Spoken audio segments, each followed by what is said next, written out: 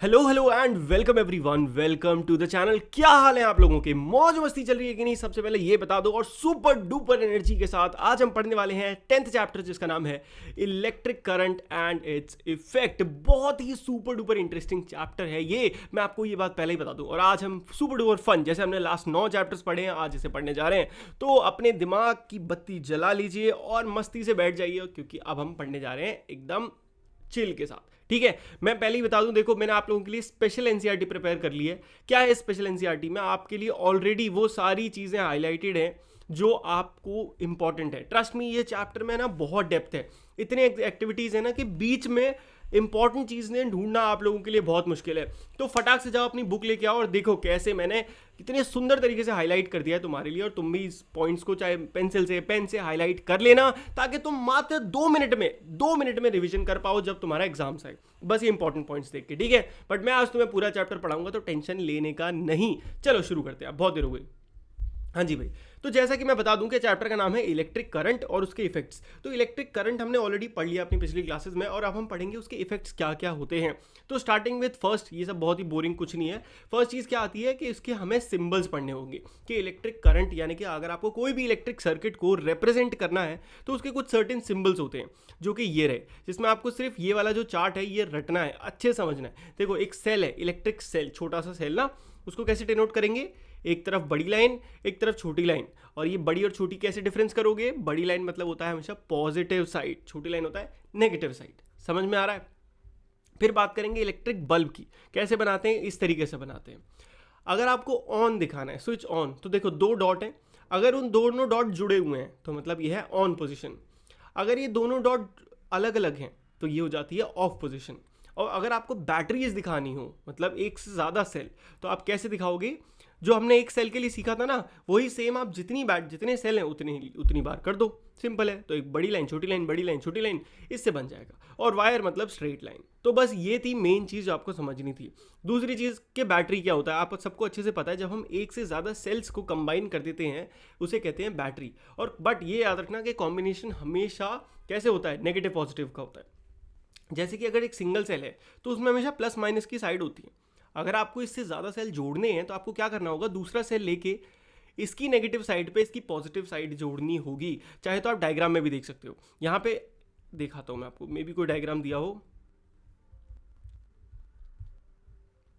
इन्होंने तो नहीं दिया है, बट डोंट वरी, यहाँ पे आप अच्छे से देख सकते हो कि जब भी आपको एक से ज़्यादा सेल बनाने, कैसे बनाओगे? पॉजिटिव नेगेटिव, फिर पॉजिटिव और नेगेटिव। तो यहाँ पे ये जो पॉजिटिव है ये इस नेगेटिव के साथ है ना, तो इसीलिए हमेशा याद रखना कि जब भी आप बैटरी बनाओगे, है ना, तो आपको हमेशा ऑपोजिट साइंस यूज़ करने होते हैं। चलो यहाँ पे भी आप देख सकते हो कैसे पॉजिटिव को नेगेटिव से जोड़ा गया है, हर पॉजिटिव को नेगेटिव से। दो दो का सेल पेयर बनाया गया है। सेल होल्डर कुछ इस तरीके से आप बना सकते हो। आपने रिमोट विमोट सब में देखे होंगे कि ये सेल होल्डर होते हैं, एक साइड पॉजिटिव होती है, एक साइड स्प्रिंग होती है, एक साइड नहीं होती है। तो वो पॉजिटिव और नेगेटिव का सिस्टम है, ठीक है। पहेली एंड बूझो wonder whether the battery is used in tractor, truck या गाड़ी में, और या फिर इन्वर्टर जो घर में होता है, क्या वो भी सेल से बनता है? Then why is it called a battery? और अगर वो सेल से बनता है तो उसको बैटरी क्यों कहते हैं? तो इसका आंसर आपको देने के लिए कुछ टेंशन नहीं है, वो भी एक्चुअली सेल से बनता है, बट उसके अंदर बहुत छोटे छोटे सेल्स होते हैं। देखो दिख रहे हैं आपको ये सब क्या है? ये जो शीट्स हैं, इस तरीके से बैटरी अंदर बनी होती है। तो ये रिप्रेजेंटेशन आप याद रखना। याद रखना ऑन का मतलब क्या होता है? ऑन कैसे? दोनों लाइट्स जब दोनों को हम कनेक्ट कर देते हैं तो ऑन हो जाता है। देखो यहाँ पे आप देख सकते हो, ये रहा जो हम डायग्राम ढूंढ रहे थे। तो कैसे इन्होंने दिखाया है कि अगर आपने एक, ये इलेक्ट्रिक सर्किट है, ठीक है, जिसमें एक सेल है, एक बल्ब है और एक स्विच है। इसको कैसे रिप्रेजेंट करोगे? बैटरी को रिप्रेजेंट करते हैं ऐसे, ये नेगेटिव टर्मिनल, ये पॉजिटिव टर्मिनल। फिर आता है स्विच। स्विच के लिए आपको 2 डॉट बना देने हैं, और अगर वो डिस्कनेक्टेड है तो उसको अलग कर देना है बस एक साइड से। इधर से भी कर सकते हो, इधर से भी कर सकते हो, कोई डिफरेंस नहीं है। और ये होता है बल्ब का डायग्राम, याद रखना, ठीक है।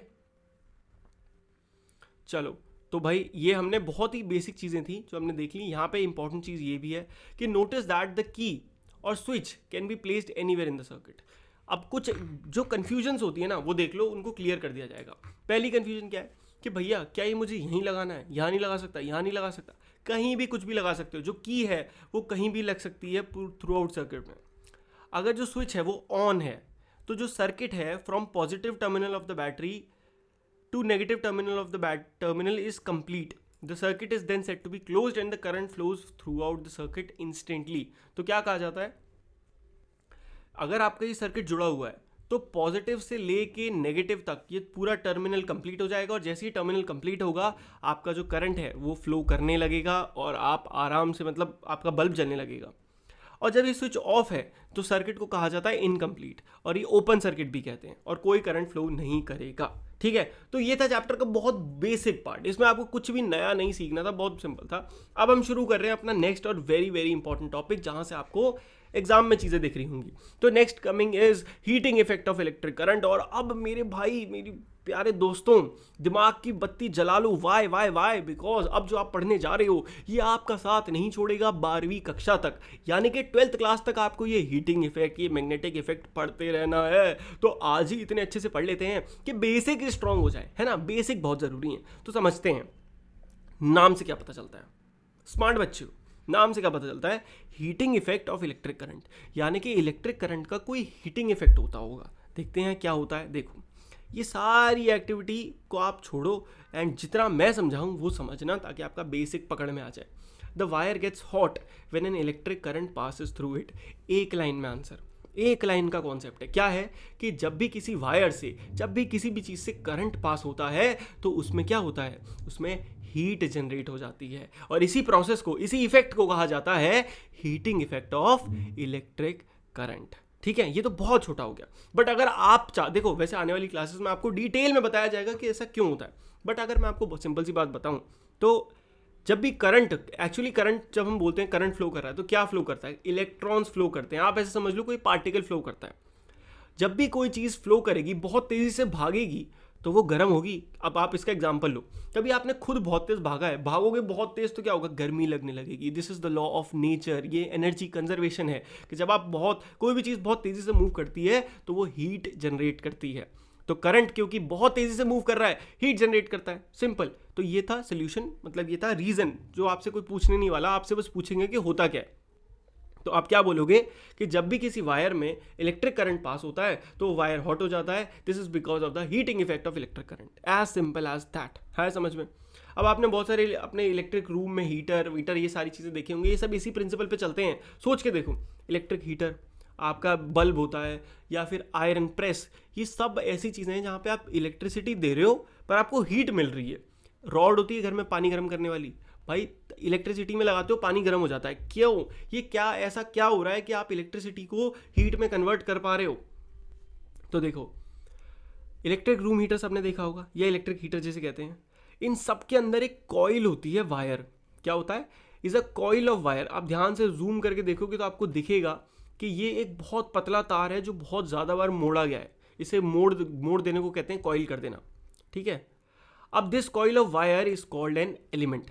और इस टाइप का कोई भी डिवाइस जहाँ पे हम इलेक्ट्रिसिटी को हीट बनाते हैं, उसमें जो तार है, उसमें जो कॉइल है, उसको क्या कहते हैं, एलिमेंट कहते हैं। क्या कहते हैं, एलिमेंट कहते हैं। तो अभी तक हमने क्या समझा, रिवाइज करते हैं। अभी तक हमने बेसिकली बस यही पढ़ा है कि जब भी इसी वायर में करंट पास करते हैं तो वो हीट हो जाता है, इसे कहते हैं heating effect of electric current. और ऐसे डिवाइसेस जिसके अंदर ये होता है, वहाँ पे कॉइल होती है जिस कॉइल को कहते हैं एलिमेंट। आया समझ में, बहुत शानदार, धमाकेदार। अगर आप समझो तो जो इनकेंडेसेंट बल्ब होते हैं, यानी कि जो पुराने ज़माने वाले जो येलो बल्ब्स होते थे, उनके अंदर आप ध्यान से देखो, ये क्या है, ये एक एलिमेंट है। ठीक है, और इस एलिमेंट की खास बात पता है क्या है, ये यूनिक क्यों है कि जब ये हीट होता है तो ये चमकता बहुत है, इतनी रोशनी कर देता है कि पूछो मत। तो किसी बंदे ने, जिसने इसको, आपको पता है ना, एडिसन, जिन्होंने बल्ब बनाया, उन्होंने यही तो बनाया मेन चीज़। उन्होंने एक एलिमेंट, ये बल्ब में ये कांच बनाना कोई प्रॉब्लम नहीं थी, मेन चीज़ थी उन्हें पता है कि करंट से हीट आ रही है, करंट से हीट दे रहा हूँ मैं, पर इतनी रोशनी चाहिए कि मज़ा आ जाए। तो वो इस फिलामेंट की वजह से मिलती है हमें। जब ये फिलामेंट में इलेक्ट्रिसिटी पास होती है, ये इतना गर्म हो जाता है, इतना गर्म हो जाता है कि इतनी रोशनी कर देता है, पूरा रूम चमका देता है।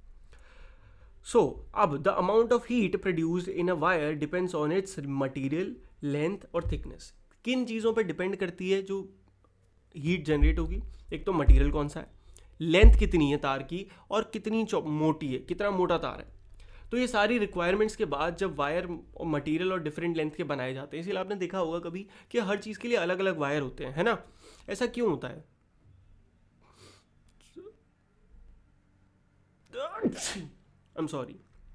देखो, तो हर चीज़ के लिए अलग वायर यूज़ होते हैं, ऐसा इसका यही रीज़न है, क्योंकि सबका अलग रिक्वायरमेंट है। So the wires used for making an electric circuit do not normally become hot. On the other hand, the elements of some electric appliances become so hot that they are easily visible. तो कुछ तो ऐसे तार होते हैं जिनको इसलिए बनाया जाता है कि वो गर्म ना हो.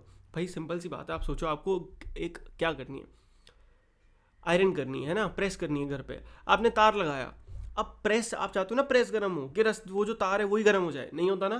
तो इसीलिए वो अलग तरीके से बनाया जाता है. वहीं पे कुछ ऐसे हैं जो क्लियरली दिख जाता है कि हाँ भाई ये हॉट हो रहे हैं, जैसे कि एक पानी गर्म करने वाली रॉड, समझ रहे हो वो चीज़. अब देखो ये जो इनकैंडेसेंट इलेक्ट्रिक बल्ब हुआ करते थे, ये खूब यूज़ होते थे इलेक्ट्रिसिटी को, मतलब लाइट प्रोड्यूस करने के लिए. बट इनमें एक दिक्कत थी कि ये हीट भी बहुत ज़्यादा प्रोड्यूस करते थे, बहुत गर्मी, जिसकी वजह से एनर्जी का वेस्टेज बहुत होता था. फिर जनरेशन क्या हुआ, फिर इन्वेंशन हुआ ट्यूबलाइट का, जिसे कहते हैं फ्लोरेसेंट ट्यूबलाइट, या फिर कॉम्पैक्ट फ्लोरेसेंट लैम्प CFL का, जो हमारे घर में अब भी लगती हैं. इनमें बेस्ट चीज़ क्या थी कि ये हीट कम जनरेट करते थे. गर्म, आप देखो ऐसी CFL को हाथ से निकाल लोगे, बल्ब को नहीं निकाल सकते, वो बहुत गर्म हो जाता है. तो यहाँ पे कम हो रही है. फिर और इन्वेंशन हुआ LEDs का, जो कि और ज़्यादा एनर्जी को एफिशिएंट थी. समझ में आ रहा है.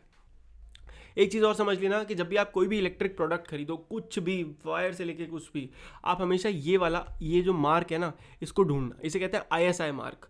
तो इंडिया की एक ब्यूरो ऑफ इंडियन स्टैंडर्ड्स है जो कि ये मार्क देती है सिर्फ उन प्रोडक्ट्स को जो कि स्टैंडर्ड होते हैं, वेरीफाइड होते हैं कि हाँ इन्होंने जो चीज़ें लिखी हैं, जो क्वालिटी लिखी है, वो अश्योर्डली मिलेगी. आया समझ में? बहुत बढ़िया, चक दे फटे. चलो तो भैया अभी हम कहाँ तक पहुँचे थे कि जो वायर है, जो कि इलेक्ट्रिक, हमने ये पढ़ा था. अब जो फिलामेंट है इलेक्ट्रिक बल्ब का, वो इतना हीट हो जाता है कि वो इतने टेम्परेचर पे ग्लो करने लग जाता है. समझ में आया? पर अब सोचो, if a large current passes through a wire, the wire may become so hot that it may even melt and break. हो सकता है कि किसी सर्किट में से, किसी वायर में से इतना ज़्यादा करंट पास हो जाए कि वो पिघल के टूट ही जाए वायर. सोच रहे हो, गर्मी से पिघल ही जाए, तब क्या होगा? So wires made from some special materials melt quickly and break when large electric currents are passed through them, and these wires are used for making electric fuse. तो इस वजह से, इसी सोच रहे हो, इस गलती, इंसान की गलती है ना कि ज़्यादा करंट दे दिया, से उन्हें एक नया इन्वेंशन करने का मौका मिला, जिसे कहा जाता है इलेक्ट्रिक फ्यूज़. इलेक्ट्रिक फ्यूज़ एक ऐसा डिवाइस होता है, ये पहले के होते थे, ये अब के हैं. ठीक है, ये स्मॉल होते हैं, ये पहले बहुत बड़े बड़े आते थे. तो आप ध्यान से देखो इसमें है क्या. ये देखो, ये सर्किट का एक एलिमेंट है, ये सर्किट का एक एलिमेंट है, बस इसके बीच में एक ये पतला सा तार है ना, इसे कहते हैं फिलामेंट वायर. इस वायर की एक खासियत है कि ये जैसे ही थोड़ा ज़्यादा गर्माहट या फिर ज़्यादा इलेक्ट्रिक करंट पास करोगे, ये पिघल के टूट जाएगा. और ये टूट गया मतलब सर्किट ब्रेक हो गया और आपके घर की लाइट चली गई. अब इससे भैया आप बोलोगे लाइट चली गई, अब क्या फ़ायदा? सोच के देखो, बहुत तेज़ आपके घर में क्या बोलते हैं, वोल्टेज बहुत ज़्यादा है. ये अगर नहीं टूटता तो आपके घर की सारी चीज़ें फूक जाती. समझते हो, जैसे कहते हैं ना, फूक गई, क्योंकि बहुत ज़्यादा इलेक्ट्रिसिटी आ गई तो पंखा फूक जाएगा, टीवी फूक जाएगी. तो इसीलिए ये यूज़ किया जाता है फ्यूज़.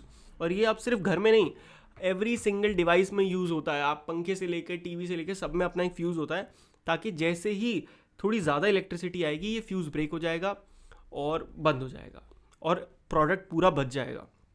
इसीलिए आपने सुना होगा ना वर्ड बल्ब फ्यूज़ हो गया. जब बल्ब फ्यूज़ होता है पता क्या होता है, ये फिलामेंट जो है ना, ये बस ब्रेक हो जाता है.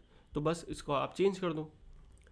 अब ये जो फ्यूज़ है आज के टाइम पे हर इलेक्ट्रिक सर्किट में डाले जाते हैं, और ये मैक्सिमम लिमिट होती है इसकी, जो कि करंट सेफली इनसे निकल जाए. जैसे ही करंट इनसे ज़्यादा होता है सेफ लिमिट से, ये जो वायर इसके अंदर है, ये टूट के पिघल जाता है और ये ब्रेक हो जाता है current. And may cause fire. If proper fuse is there in a circuit, it will blow off and break the circuit. ये अब मैंने आपको बता दिया. तो इसीलिए पता चलता है कि फ्यूज़ क्या है, एक सेफ्टी डिवाइस है. क्या है? जो कि डैमेजेस या फिर पॉसिबल फायर्स को बचा सकता है, प्रिवेंट करता है. अब एक और चीज़ आपने सुनी होगी, MCB, मिनिएचर सर्किट ब्रेकर. हम सबके घर पे बोलते हैं ना, MCB गिर गई, उठा दो, MCB गिर गई. ये मॉडर्न इन्वेंशन है. MCB मतलब फ्यूज़ के बाद जो चीज़ बनी, दैट वाज MCB. ये क्या करते हैं, इसमें ये सेम फ्यूज़ की तरह काम करते हैं, बस इसमें क्या है कि जैसे ही सेफ लिमिट से ज़्यादा करंट आता है, ये MCB डाउन हो जाती है. और डाउन होने का मतलब क्या है, करंट कट हो जाएगा, मतलब जो सर्किट है वो ब्रेक हो जाएगा, सिंपल. और आपके घर की लाइट चली जाएगी और सब कुछ बच जाएगा. और ये क्या है, अब पहले क्या होता था, फ्यूज़ क्या है, ख़राब हो जाता है, नया फ्यूज़ लाओ, नया लगाओ. अब क्या है, इसकी दिक्कत नहीं, बस MCB डाउन हो जाएगी, आप जाओ ऊपर कर दो जब आपको लगे कि लाइट ठीक हो गई. अब बस इतना चेंज होता है. ठीक है. So this was all the electric effect of electric current. ठीक है, हमने एक्चुअली यही था ना topic, sorry, heating effect of electric current. And now will study magnetic effect of electric current. Again ये भी बहुत ही ज़्यादा इंपॉर्टेंट है आपकी 12वीं तक कक्षा के लिए फिजिक्स के। 9 से शुरू हो जाएगा और 12 तक पीछा नहीं छोड़ने वाला। और अभी तो बेसिक्स है, समझ रहे हो? समझ में आ रहा है कि नहीं आ रहा है? कमेंट मार दो जल्दी जल्दी। चलो मैं आपको बहुत ही एकदम टू द पॉइंट, एकदम कट टू कट इंपॉर्टेंट चीज़ें पढ़ा रहा हूँ आज। देखो अब अगेन मैंने बीच की चीज़ें स्किप कर दी हैं क्योंकि मुझे पता है तुम लोग थोड़े स्मार्ट हो। बेसिक्स तुम्हें पता है, मतलब बेसिक क्या ये एक्टिविटी वगैरह तुम्हें पता है कि क्या ऑन ऑफ होता है क्या ऑफ होता है। कॉन्सेप्ट समझाना वो मेरा काम है ना? तो मैं तुम्हें कॉन्सेप्ट पढ़ा रहा हूँ। अब देखो जैसे ही हम किसी नीडल के कंपस की जो नीडल होती है वो एक टाइनी मैग्नेट होती है, हमें सबको पता है अच्छे से ये बात ना। अब अगर हम क्या करते हैं, किसी मैग्नेट को उसके क्लोज लेके जाते हैं तो नॉर्मली ये जो कंपस है वो हमेशा नॉर्थ साउथ डायरेक्शन में डिफ्लेक्ट करता है। बट अगर आप इसको लेके जाओ किसी मैग्नेट के पास या मैग्नेट लेके आओ इसके पास तो इसकी नीडल भागने लगती है इधर उधर। क्यों भागती है? क्योंकि वो भी एक मैग्नेट है और जो हम हाथ से लेके गए वो भी मैग्नेट है, तो दोनों एक दूसरे को रेपेल करती हैं और वो भाग जाती हैं, है ना? बट आपको पता है कि कभी आप करंट फ्लो कर रहे हो उसके आसपास, यानी कि आपने कोई, देखो दिखाता हूँ, जैसे यहाँ पे ये एक वायर है, सिंपल सी बात क्या है, ये क्या है? सर्किट है। अगर आप सर्किट में के आसपास भी एक कंपास को ले जाओगे तो भी उसकी नीडल डिफ्लेक्ट करने लग जाएगी। इस चीज़ को सबसे पहले पता है किसने देखा? इस चीज़ को सबसे पहले देखा हांस क्रिश्चियन ओवरस्टेड नाम के इंसान ने। ये एक साइंटिस्ट थे। इन्होंने ये देखा कि यार जब भी हम इसको लेके जाते हैं तो डिफ्लेक्ट करने लगता है। तो क्या इसका मतलब ये है कि वायर जो है जब उसमें हम इलेक्ट्रिसिटी प्रोड्यूस करते हैं, इलेक्ट्रिसिटी पास करते हैं, तो क्या वो एक मैग्नेट बन जाता है? सो उन्होंने ये चीज़ नोटिस करी। तो अब समझते हैं।